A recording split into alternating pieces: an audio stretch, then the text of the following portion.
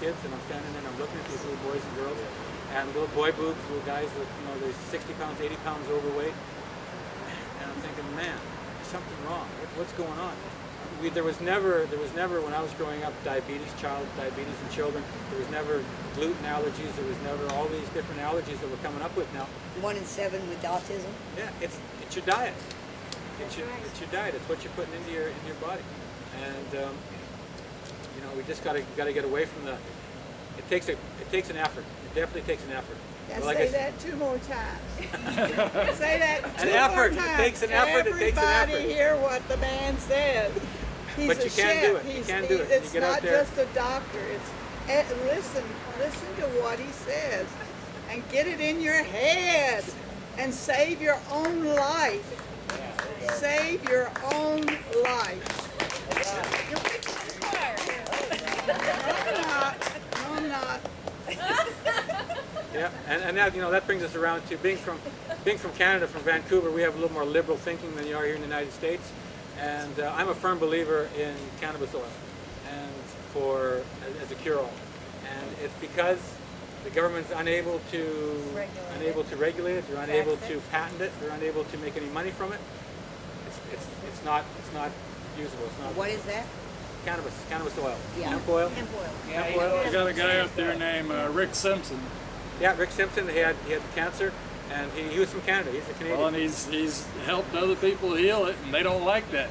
Yeah, I watched it. If you can go on YouTube and Google Rick Simpson. It's called "Running from the Cure," and what his story was, he was diagnosed with skin cancer, and it was at Christmas time, and they gave him a cream to apply on his nose. And but the doctor recommended before you do that, I would recommend you wait till after Christmas because it's gonna make your face red and blotchy. So he did some research at what the cream was, and it was your basic radioactive chemotherapy in a tube. So he thought there's got to be a better way. So he started researching, and he came up with somebody who believed in hash oil or hemp oil, and it was concentrated. And they have a day-by-day, it's a 10-day, he uses the hemp oil. And he puts a little bit on his nose, and within 3 days, his face starts to explode. And all of a sudden, he's got these red blotches on his cheeks, and on his nose, and on his forehead. And the cancer was coming out. It was coming out, not just on his nose, but everywhere else. So he kept, and it was after day 5, it was like his face was all this big red blotch. Day 7, 30% was gone. Day 9, 60, it was like 80% was gone. And then within less than 15 days, it was completely gone, completely cured. And he said this whole story. You can watch it on YouTube. It's called "Running from the Cure." Rick Simpson story. And we can't get that here, though. Well, you can use essential oils. Essential oils. I have it. Yeah. I buy for my dog. I buy hemp oil for my dogs. But I feed them, and I buy it through. It's called Lucky Vitamins, and it's online. You buy it online. It's just an oil, a concentrated hemp oil. I put a teaspoon in their food every night. With that, my dog is like super allergic to fleas. I mean, one flea bite and she breaks out in blisters on her skin. All right, I'll try that. I'll say it, and then I'll shut up. I won't say it anymore. But Kathy and I both had cured from cancer. She from colon cancer, I from kidney cancer. And we've done it through diet. So you don't have to read the books, you don't have to go on YouTube, and you don't have to run around the world and be a big name. You've got 2 broads here who've done it by sticking to their guns. Yeah, it's all about diet. It's what you eat and what goes into your system and what that allows your body to fight. Your body is designed to fight cancer, but it needs that energy. It needs the certain jump start to get there. Like I said, I'm not a doctor anyway. I'm not teaching about cancer. It needs nutrition. I'm a cook. But it's about nutrition. Yeah. About eating properly, eating right. And you can't say it enough times. Say it 3 times. You got to say it 3 times. Say it 3 times. That's right. Say it 3 times. In teaching, you can teach a parrot in 3 times. You can't teach people without, they say 12 times. Well, I'm a firm believer it takes 30 days to make a habit. Yeah. So whether you do it takes 30 days, whether you do it once, 3 times, 10 times, it takes 30 days. Once you keep consistently doing it, it'll become a habit. And I can't believe how when I first started, cooking for my dogs, it was so hard. But after you know a month of being able to know what to buy, the specials to buy, having a slow cooker, having it run at certain, it's easy. And I'll tell you, my dogs, my grays are now, their allergies have gone. They don't have the patches of skin. They're not biting at their feet anymore. Their coats are coming full. The dog, we had to amputate his rear hind driver, his left rear driver on his leg. And you know, his diet now is compensated. His muscles have compensated in his chest and he gets along faster now than he was with 4 legs. And so it's quite amazing. Pardon me? It's a combination. I buy chicken, a lot of chicken. In the slow cooker, I go to Country Mart and I buy the 5-4s, and I'll cook the pork. I'll cook the chicken together. I supplement with eggshells.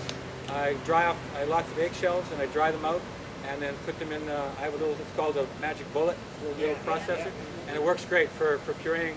And then you just put the eggs, you dry them out, rinse them out real good, dry them out, let them dry for a few days, and then I just crunch them up, put them in there, and it makes a real fine powder. They get a half a teaspoon of eggshells at both feedings. I buy different vitamins, fish oils. I give them fish oil. I have all kinds. I give them a shot of flaxseed, a shot of hemp oil, and there's some vitamins that I bought online that are intense vitamins. That I put. What I do is instead of trying to get them to eat a pill, I put all the vitamins. I put them all. I've got a list. It's a list of about 15 different vitamins that I put together, put in the magic bullet, spin them up, and it makes a powder. And then I put a half teaspoon every feeding into their diet. No. Where do you buy your hemp oil? I get the hemp oil online. It's through Lucky Vitamins. Lucky Vitamins. I'm going to challenge you on that. Where do you think a dog in the natural world would get hemp oil or Well, flaxseed oil? it's not the fact that they would get hemp or flaxseed oil. It's the fact that dogs are carnivores. Dogs in the wild eat eggs. They out there, the wild dogs, they're eating like duck eggs, chicken eggs. They're eating ducks, they're eating chickens, and they're eating grass. They're eating all this stuff. And when your dog goes out and they say, "Oh, my dog's eating grass, he wants to get sick." No, he's not eating grass because he wants to get sick. He's missing something in his diet. He's missing some grains. He's missing something in his diet. Let him eat. Let him. He's missing B17. Yeah. And that's what. Are you familiar with the Branson diet? That's land trip, right? Yeah. Well, it is similar to Lantrell, but yeah, that's exactly why dogs and cats eat grass. Is because they're trying to get. And I forget the proper term, but it basically is the equivalent of Lantrell. That's what you have in broad stem grasses. And I'm following. What I'm doing is I'm no expert on the situation. So what I do is I read. I've got all these different. I read, and I use the when you feed chicken to your dog, you give them flaxseed oil. When you feed beef to the dog, you give them the hemp oil. And apparently it's because when dogs are eating chicken, they would be eating the bones, the head, the necks, the fresh blood. And this is replacing something in the flax is replacing what the dog should be getting when they would eat the whole bird. And say with the beef. Good thing to add in there is gelatin. Is which? Gelatin. Uh-huh. A really good gelatin is basically what animals really are missing because they're eating the collagen. They're boiling the bone down. Yeah. Right. When your chicken stock is still, the top is That actually gives you amino acids that you will not get through eating muscle meat. So if you combine those two together, you really have a balance. I feed them necks, chicken necks. Yeah, that's right. For treats. So I just take the necks and I chop them up, and I feed them raw. Don't cook them. Don't cook them. My wife is she wants to cook everything for the dog. I said no, don't cook it. Because when you cook for your dogs, you're cooking chicken bones, and they get brittle, and that's when you run into problems. Dogs are designed to eat raw and eat bones and they're not going to choke to death on them unless you give them way too much of their. But if you cook the bones, once you cook something, it gets crispy, it gets hard. And then that's when they're going to run into problems. Is when they're trying to eat this. It's like slivers of metal if they're trying to swallow. So the necks are just they're cartilage. They're all cartilage. So I just cut 1-inch pieces, and when they want a treat, I just toss them a treat of a chicken neck, and they crunch it down, and they think it's fine. I got to wash my carpets every once in a while because they get a little chicken blood. Well, I have found out that it is very hard to get the old leg bones, raw beef leg bones, the femur bones, because they would have the stripping all over them. And I noticed that when my dog's not getting those, her teeth start getting plaque buildup. So I go out and I purposely buy raw beef bones to feed my dog because she pulls on the stripping and it acts like dental floss. And it pulls through the teeth and keeps her teeth beautifully white. And we don't, nowadays they want to sell you something that's already been cooked or it's Right. smoked bones or whatever, and they just don't have the nutrition in them or the assets for the teeth. And like I said, for every living animal, every organism, it's the same thing. It's natural. It's what's gonna I think bring us back to being healthy. And instead of spending all the money on health care, if we spent all that money on eating healthy and growing good products, you wouldn't have to worry about health care so much. That goes back to his question a while ago about how much more it's going to cost to buy. It's going to cost you more if you're going to spend less to buy it from a restaurant. But in the long run, the money you're going to save on health care, doctor's appointments, and fighting cancer, that's where the money is saved. That's where the life is saved. The healthier children, the healthier insurance. It's a beautiful one to have. But you can't. It's not going to make money, and the government, they're not going to promote it because the government, they can't make money off it. But I believe we all know out here, money is a very small thing in life. It is. Us seeing each other and smiling and laughing and enjoying the time that we have instead of watching people sick.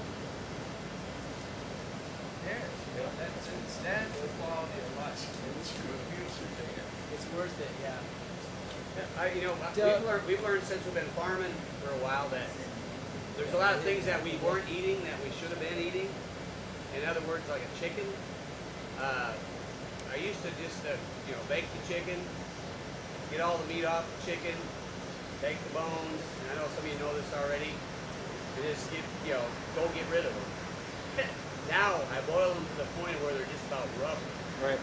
And everything that you get out of that chicken comes to the top of that water, and that becomes you can add anything you want to that. There's so many nutrients in that, or beef.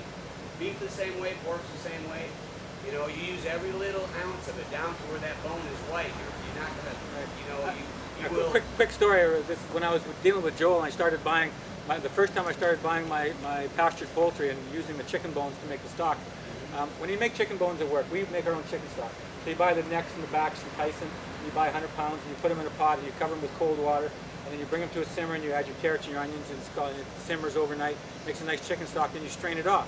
And then when you strained it off, you always had like an inch of fat on top of the, so what you did was you took it and you put it in a pot in the refrigerator and you cooled it down, and then when it cooled down, the fat on the top congealed, and then you reached in and you took off this great big chunk of fat and you took it off, and then there's no more fat in the stock. So, and that's a standard procedure. We do that all the time with the chicken stock. So I bought Joel's chickens, and I made the stock, and I put it in the refrigerator, and I cooled it, and had an inch of fat over the top. And I came back the next morning, and I looked, and I went to get the chicken stock. I wanted to taste it and see what it was like. And there's still this fat floating on the top. And I thought, oh my God, it's still hot. And I felt the thing, it's cold, it's ice cold. So what's going on? So I couldn't, the fat was liquid, it hadn't congealed. So I got on the phone to Joel and I said, Joel, what happened? Well, you're going to think I'm crazy, but the fat did not congeal. This is fat. Fat cools. It's law of nature. It's fat cools. It's going to get thick. It's going to congeal. He started laughing. He said, well, because my chickens are pastured poultry. They're carnivores. They eat worms. They eat grud. They have the fat that's in my chickens is not unpastured. It's not. It has more saturated It's fat. unsaturated fat. It's unsaturated What fat. I think it has a combination of saturated and unsaturated, whereas the ones you Right. get from Tyson's fat is all. It's a saturated fat, and that congeals, and it's all the bad aminos and everything else that's in there. But his fat, so that's the whole difference. Is it's not going to congeal. It's an unsaturated fat. So that was the first eye opening for me that this is a difference that you can actually see and taste. And that's what a good Jewish mother would use to make soup. That's right. That's right. And I wish I knew the name. I can't remember the name of it. Give them some soup, some chicken Somebody- soup. Huh? Is it schmaltz? Yeah, I was right. Schmaltz. That was right. Okay, never mind. I was telling him right. Sorry. Yeah. I was excited. You're talking about cooking for your dog. I have a friend, Christy, that grows some of the most wonderful